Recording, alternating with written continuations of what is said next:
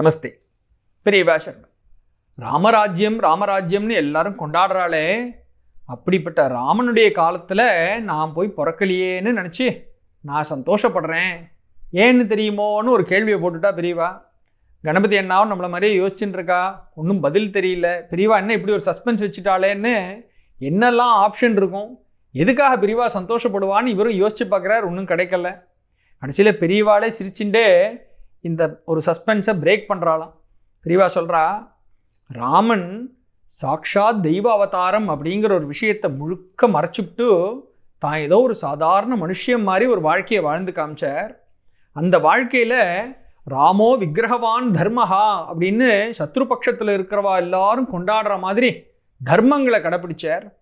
எப்படிப்பட்ட தர்மம்? இவர் க்ஷத்ரியராக பிறந்ததுனால க்ஷத்ரியனுக்கு உண்டான எல்லா தர்மங்களையும் ஒன்று விடாமல் அப்படி நடத்தி காமிச்சார் இல்லையா ராமர். நீ நினச்சி பாரு, அந்த காலத்தில் ராமனுடைய காலத்தில் என்ன மாதிரி ஒரு மடாதிபதியோ ஒரு சன்னியாசியோ ராமன் பார்த்துருந்தா என்ன பண்ணியிருப்பான்? அவனே ஓடோடி வந்து நமஸ்காரத்தை பண்ணியிருப்பான். க்ஷத்ரியனுக்கு உண்டான தர்மமாக ஓடி வந்து நமஸ்காரத்தை பண்ணியிருப்பான். நினச்சி பாரு, அதை விட ஒரு பெரிய கஷ்டம் உண்டோ? ராமன் வந்து நமக்கு நமஸ்காரம் பண்ணுறதாவது. அதனால் அதை இன்னைக்கு நினச்சி பார்த்தாக்கா நல்ல வேளை நம்ம அந்த காலத்தில் பிறக்கலைன்னு எனக்கு தோன்றது.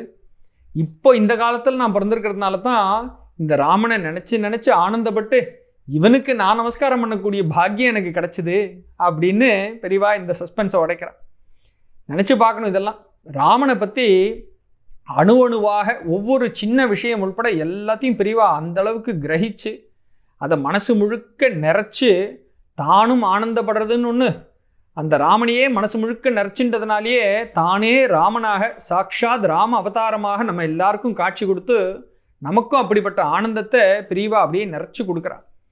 இதை சொல்லும் பொழுது ராமன்னு சொன்ன உடனேயே ஆனந்தத்தை கொடுக்குறவங்கிறதெல்லாம் ஒரு பக்கம் பார்த்தோம். ஆனால் இதே ராமன் சில இடங்களில் பாறாங்கல் மாதிரி ரொம்ப கெட்டியமாக ஒரு போர்ஷன் அப்படியே பிடிச்சிட்டு நின்றுருந்தாங்கிறது தெரியுமோ அப்படின்னு வேற ஒரு இடத்துல சொல்கிறா பெரியவா. எந்த சுச்சுவேஷனில் ராமன் அந்த மாதிரி ரொம்ப ரிஜிடாக இருந்திருப்பார் அப்படின்னு நம்ம யோசிச்சாக்கா பெரியவா ஒரு உதாரணம் கொடுக்குறா. சித்திரக்கூட்டத்தில் ராமன் இருக்கும் பொழுது பரதன் வந்து மறுபடி உனக்கு வனவாசம்லாம் வேண்டான்னா நீ ஊருக்கு வந்துடும், நீ தான் ராஜாவாக இருக்கணும் அப்படின்னு சொல்லி வற்புறுத்தி கூப்பிடுறார். அப்போ அந்த கட்டத்தில் ராமன் வந்து நிர்தாட்சியமாக முடியாதுன்னு சொல்லணும். அப்படித்தான் சொல்கிறார். பாறாங்கல் மாதிரி உறுதியாக நிற்கிறார். ஏன் அப்படின்னா இங்கே பித்ருவாக்கிய பரிபாலனம்ங்கிறது எவ்வளோ முக்கியங்கிறத இங்கே ராமன் எடுத்து காட்டுறார். அப்போ இந்த தர்மத்துக்கு உண்டான மதிப்பு என்ன, அதில் ஒரு சின்ன ஒரு கடுகத்தனை கூட குறையக்கூடாது. அப்பா சொன்ன வார்த்தை அப்படியே காப்பாற்றியாகணும், இதில் எந்த மாற்றமும் வரப்படாதுங்கிறதுனால ராமன் அப்படியே பிடிச்சபடியாக பாறாங்கல்ல ரிஜிட்டாக அந்த இடத்துல நிற்கிறார். பரதனும் ரொம்ப கீழே இறங்குறான், அழறான், எல்லாம் பண்ணுறான், என்னென்னோ பண்ணி கேட்குறான். ராமனுடைய மனசு எப்பேற்பட்ட மென்மையான மிருதுவான மனசு. சாதாரணமாக இருந்தாக்கா பரதன் இவ்வளோ தூரம் அழறதுக்கெல்லாம் விட்டுருக்க மாட்டானோ இல்லையோ, உடனே சரின்னு சொல்லியிருப்பான். ஆனால் இந்த இடத்துல நிச்சயமாக தர்மம் தான் முதல் இடம். அந்த தர்மத்தை கொஞ்சம் கூட நம்ம நகர்ந்து போக விடப்படாதுன்னு சொல்லி பிடிச்சபடியாக அந்த இடத்துல ஒரு பாறாங்கல்லாட்டம் ராமன் நிற்கிறான்னு இந்த ஒரு எக்ஸாம்பிள் கொடுக்குறான். பெரியவா இந்த டாபிக் பற்றி சொல்கிறதே வந்து நம்ம பல நாள்கள் பார்க்கலாம். அவ்வளோ டீட்டெயிலாக இதை பற்றின எக்ஸ்ப்ளனேஷன் ஒன்று இருக்குது. ஆனால் இதே மாதிரி பிடிச்சபடியாக ரொம்ப ஒரு பிடிவாதமாக ரிஜிடாக தர்மத்தை இம்ப்ளிமெண்ட் பண்ணுறதுன்னு சொல்லியாச்சுனாக்கா அதே மாதிரி நின்னாகணும்னு பெரியவா நடந்து காமிச்ச ஒரு சம்பவம் இருக்குது. அதையும் நம்ம இந்த இடத்துல தெரிஞ்சுக்கணும். ஏன்னா கருணாமூர்த்தியாக இருக்கக்கூடிய பெரியவா இப்படியும் ரொம்ப ஸ்ட்ராங்காக இம்ப்ளிமெண்டராக ஒரு ரிஜிட் இம்ப்ளிமெண்டராக பெரியவா இருக்க முடியுமான்னாக்கா ஆமாம், தர்மம்னு வந்துருத்தனாக்கா சாக்ஷாத் ராமனே இல்லையா, எப்படி அதை நடத்தினா அப்படின்னு இந்த ஒரு சம்பவத்தை வச்சு நம்ம தெரிஞ்சுக்க போகிறோம். இது 1929 கார்த்திகை தீபம். அந்த காலத்தில் பெரியவா திருவண்ணாமலையில் கேம்ப். இந்த சம்பவம் நடக்கும் பொழுது ஸ்ரீமட்டத்தில் CS விஸ்வநாத ஐயர்னு சொல்கிற ஒருத்தர் தான் மேனேஜராக இருந்தார். பெரிய புண்ணியாத்மா, CSV மாமான்னு சொல்கிறத வர.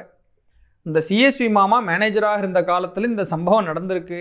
இதை பற்றின விவரங்களை மாமாவே நேரடியாக இந்த விஷயங்களெல்லாம் கணபதி அண்ணாக்கிட்ட மனசுருக இந்த சம்பவத்தை பற்றி சொல்லியிருக்கார். இப்போ அந்த சம்பவத்தை தான் பார்க்க போகிறோம். ஒன்ஸ் அகெயின் இந்த கிரெடிட் முழுக்க கணபதி அண்ணாக்கு தான். அப்படியே அதை படித்து கொடுத்துருக்கார் வார்த்தைகளில். 1929 கார்த்திகை தீபம் திருவண்ணாமலையில் கேம்ப் முதல்ல சொன்ன மாதிரி. பெரியவா அப்போ எப்படி இருக்கா அப்படின்னா பெரியவாளுடைய ரூபத்தை சொல்கிறார். முதல்ல 29ன்னு சொன்னாக்கா பெரியவாளுடைய வயசு எப்போ இருக்குன்னு பார்த்துங்க. 1894 இல்லையா? இது 29 1929 அப்படின்னு சொன்னால் இங்கே ஒரு 29, அங்கே ஒரு 6 வருஷம், 35 வயசுன்னு வச்சுப்போம். பெரியவா அப்போ எப்படி இருக்காலாம், ஊனினை உருக்கின்னு சொல்கிற மாதிரி இந்த உடம்பை உருக்கக்கூடிய டைம் அப்போ இல்லை, அப்போ ஸ்டார்ட் பண்ணலை. அப்போது ஒரு உடம்பு எப்படி இருக்கணுமோ அந்த வயசுக்கான ஒரு புஷ்டியோட பெரியவாளுடைய தேகம் இருக்குது. பார்க்கறதுக்கு எப்படி இருக்கான்னாக்கா என்ன வார்த்தையில் சொல்கிறது? பொன்னார் மேனியன்னு சொல்கிறதா, ஹிரண்ய வர்ணம்னு சொல்கிறதா, சுவர்ணமயமாக இருக்காருன்னு சொல்கிறதா, வேதத்தில் என்னெல்லாம் வார்த்தைகள் சொல்லியிருக்கோ, சுவாமி எப்படி தக தக தகன்னு இங்கே தங்கத்தினுடைய கலரில் இருக்காரோ அப்படிப்பட்ட ஒரு ரூபம். பெரியவாளை பார்த்தாலே அந்த தேஜஸ் உடம்புலேருந்து பளீர்னு பிரகாசிக்கிறது. பெரியவா இன்னும் உடம்பை உருக்க ஆரம்பிக்கலைங்கிறதுனால ஒரு யௌவன புஷ்டின்னு சொல்கிற மாதிரி அந்த வயசுக்கேற்ற ஒரு உடம்பு, அதே மாதிரி இப்படிப்பட்ட தபஸ்னால மின்னக்கூடியதாக சொர்ணமாக ஜொலிக்கக்கூடிய ஒரு தேகம் பெரியவாளுக்கு. அப்படி இருக்கக்கூடிய காலகட்டம்னு இதுக்கு இன்ட்ரொடக்ஷன் கொடுக்குறா. சிஎஸ்வி மாமா இதெல்லாம் சொல்கிறார். பெரியவா எப்படி இருக்கானா அப்படி தக தக தகன்னு இருக்கா பார்க்குறதுக்கு. இந்த இடத்துல சிஎஸ்வி மாமாவை பற்றியும் சொல்லி ஆகணும். பெரியவா அவருக்கு எந்த அளவுக்கு ஒரு ஸ்பேஸ் கொடுத்து வச்சுருந்தா, அதாவது ஒரு ஃப்ரீடம் கொடுத்து வச்சுருந்தா அப்படிங்கிற விஷயத்தையும் நம்ம தெரிஞ்சுக்கணும். மாமாவுக்கு பெரியவா மேலே அபரிமிதமான பக்தி. ஸ்ரீமடத்தினுடைய மேனேஜராக இருக்கார், அட்மினிஸ்ட்ரேஷன்லாம் பார்க்கணுன்னு சொல்லும் பொழுது நிறைய காரியங்கள் வரும். சில விஷயங்களில் பெரியவா கிட்ட இவருடைய ஒப்பீனியனை எடுத்து சொல்கிற மாதிரியும் வரும். அதுக்கப்புறம் பெரியவாளுடைய ஒப்பீனியனையும் கேட்டுண்டு இவா 2 பேரும் டிஸ்கஸ் பண்ணுற மாதிரி சுச்சுவேஷன்ஸ்லாம் நிறைய வரும். அப்போ இவர் மனசில் என்ன இருக்கோ அதை ஃப்ரீயாக எடுத்து சொல்கிற அளவுக்கு பெரியவா அவருக்கு நிறைய ஸ்பேஸ் கொடுத்துருந்தாலாம். இன்னொரு விஷயமும் சொல்கிறா கணபதி அண்ணா, இவா 2 பேரும் சமயத்தில் யார் சிஎஸ்வி மாமாவும் பெரியவாளும் சமயத்தில் கன்னடத்தில் ஒருத்தருக்கு ஒருத்தர் சண்டை போட்டுக்கிற மாதிரி அந்தளவுக்கு ரொம்ப இதுவாக பேசிப்பாளாம். அதெல்லாம் பார்க்கறதுக்கே அவ்வளோ ஆச்சரியமாக இருக்கும். பெரியவா அந்தளவுக்கு அவருக்கு ஒரு ஃப்ரீடம் கொடுத்து தான் வச்சுருந்தா அப்படின்னு இவரை பற்றி சொல்கிறார். அப்படி இருக்கக்கூடிய சிஎஸ்வி மாமா இந்த இடத்துல பெரியவா கூப்பிட்டு விட்டான்னு சொல்லி அவரை பார்க்குறதுக்கு போகிறா. பெரியவா கிட்ட போன உடனே ஒரே கேள்வி. பெரியவா கேட்குறா இவரை, நான் எப்படி இருக்கேன் அப்படிங்கிறாளாம். முதல்லே நான் சொன்ன மாதிரி பெரியவாளுடைய ரூபம் அப்போ எப்படி இருக்குது, அந்த வயசுக்குண்டான ஒரு யௌவன புஷ்டி. இவர் என்ன வார்த்தையினால் வர்ணிக்கிறது? அப்படியே பொன்னார் மேனியனேன்னு பரமேஸ்வரன் மாதிரியே இருக்கேளேன்னு சொல்லணும்னு இவருக்கு ஆசை. ஆனால் திடீர்னு பெரியவா என்ன இப்படி கேட்குறாளேன்னு ஒரு யோசனையில் அப்படியே நிற்கிறார். ஒரு நிமிஷம் கையை கட்டின்ட்டு பெரியவா மறுபடி கேட்குறாளாம், நான் பார்க்குறதுக்கு எப்படி இருக்கேன்னு. இப்படி கேட்ட உடனே மாமாவுக்கு அந்த வார்த்தைகளில் ரொம்ப தன்மையாக பேசுகிற மாதிரி தெரியலையே. இந்த ஊர் எப்படி இருக்கோ, இந்த ஊரே அக்னி க்ஷேத்திரம்னா அந்த அக்னியே இந்த வார்த்தைகளில் வந்து தெரிக்கிற மாதிரி இருக்கேன்னு மாமா லேசாக பயப்பட ஆரம்பிக்கிறார்.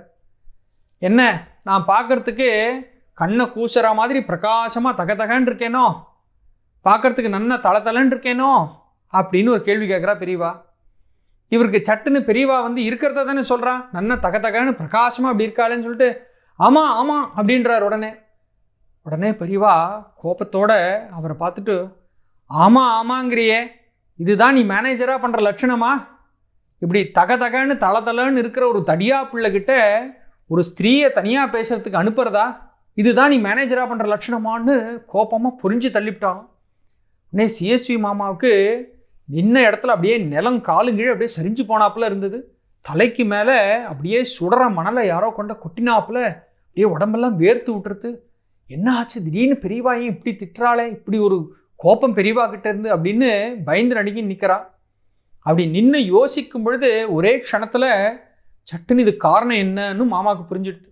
முந்தின நாள் நடந்த ஒரு சம்பவம் அதுதான் இப்போ நம்மளை வந்து இப்படி சுடுறதுன்னு அந்த சூட்டினுடைய காரணத்தை தெரிஞ்சுட்டாலாம். இந்த இடத்துல முந்தின நாள் என்ன நடந்ததுங்கிறத மாமாவே தம் வார்த்தையில் சொல்கிறார். பல பக்தர்களுடைய தரிசனம்லாம் ஆகி எல்லாரும் கிளம்பி போயாச்சு.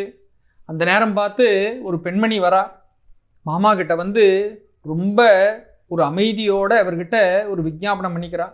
எனக்கு வெளியில் சொல்ல முடியாத சில பிரச்சனைகள், ரொம்ப கஷ்டம், பெரியவா கிட்ட மாத்திரம்தான் இதை பற்றி பேச முடியும். அப்படி பெரியவா கிட்ட எனக்கு தனியாக இதை போய் விஞ்ஞாபனம் பண்ணிக்கணும், பெரியவா கிட்ட ரெக்வெஸ்ட் பண்ணணும்னு இருக்கு. இங்கே தான் எனக்கு ஏதாவது ஒரு வழி பண்ணி கொடுக்கணும் பெரியவாளை பார்க்குறதுக்கு அப்படிங்கிறாளாம். இந்த மாமா பார்க்குறார். அவளை பார்த்தாலும் ரொம்ப சாத்விகமாக இருக்கா, பாவம், ரொம்ப கஷ்டத்தில் இருக்கான்னு தெரியறது. உடனே சரி ஏதாவது ஒரு வழி பண்ணணும்னு இப்படி திரும்பி பார்க்குறா. பக்தாள்லாம் போயாச்சு. பெரியவா கூடத்தில் தான் உட்காண்டிருக்கா. உடனே இந்த அம்மாட்ட சொல்கிறா, இதோ பாருமா பெரியவா அங்கே தான் உட்காண்டிருக்கா, நீ போய் தரிசனம் பண்ணிக்கோப்போ, பெரியவாட்ட பேசு அப்படின்னு சொல்லி அனுப்பிச்சிட்டாலாம். அப்படி சொல்லி இவர் அனுப்பிச்சு ஒரு 2 நிமிஷத்துக்கெல்லாம் அந்த அம்மா மறுபடியும் திரும்பி வந்துட்டா. வந்த உடனே இவர் கேட்குறார், இன்னும் பெரியவாட்ட பேசணும்னு பண்ணியே, ஏம்மா அதுக்குள்ளே வந்துட்டேன் அப்படிங்கிறார். அந்த பொண்ணு அழமாட்டா குறையா சொல்கிறாளாம், நீங்கள் போய் தரிசனம் பண்ணிக்கோன்னு சொன்னேள், நான் பெரியவாளை போய் பார்த்து நமஸ்காரம் பண்ணி எழுந்திருக்கும் பொழுதே பெரியவா கூட யார் வந்திருக்கா அப்படின்னு ஒரு கேள்வி கேட்டா. யாரும் இல்லை பெரியவா, எனக்கு பெரியவா கிட்ட கொஞ்சம் அந்தரங்கமாக சில விஷயங்களை சொல்லணும்னுட்டு தான் நான் அவர்கிட்ட கேட்டுன்னு வந்தேன் அப்படின்னு நான் சொல்லி முடிக்கிறதுக்குள்ளே பெரியவா எழுந்துட்டு அந்தரங்கமாக இருக்கிற விஷயமெல்லாம் அந்தரங்கமாக இருக்கிற சுவாமி கிட்ட சொல்லு, அவர் தீர்த்து வைப்பார் அப்படின்னு சொல்லிட்டு உடனே விருட்டுன்னு அந்த இடத்த விட்டு பெரியவா நகர்ந்துட்டா. எனக்கு என்ன பண்ணுறதுன்னு தெரியல மாமா அப்படின்னு அந்த பொண்ணு அழமாட்டா குறையா சொல்லிட்டு அங்கேருந்து நகர்ந்தாளாம். இந்த சம்பவம் நேற்றுக்கு இப்படி நடந்ததேங்கிறது இப்போ அவருக்கு ஞாபகம் வருது. இதைத்தான் பெரியவா சொல்கிறா. பார்க்கறதுக்கு ஒரு இந்த யவ்வன புஷ்டின்னு ஒரு வார்த்தை கொடுக்குறார் கணபதி அண்ணா. அப்படி தளதளன்னு இருக்கிற ஒரு தடியா பிள்ளைகிட்ட தனியாக பேசுகிறதுக்கு ஒரு ஸ்திரீயை அனுப்புவியா, இதுதான் ஒரு மேனேஜர் பண்ணுற லட்சணமா அப்படின்னு பெரியவா இதைத்தான் கேட்குறா.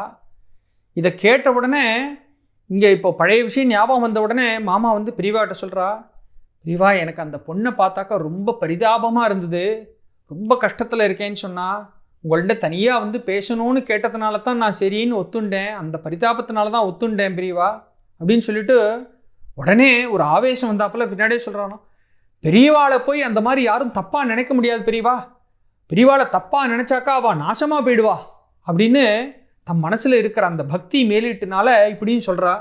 இதுக்கு பெரியவா என்ன பதில் சொல்கிறாங்கிறத நாளைக்கு பார்ப்போம். பெரியவா சார்.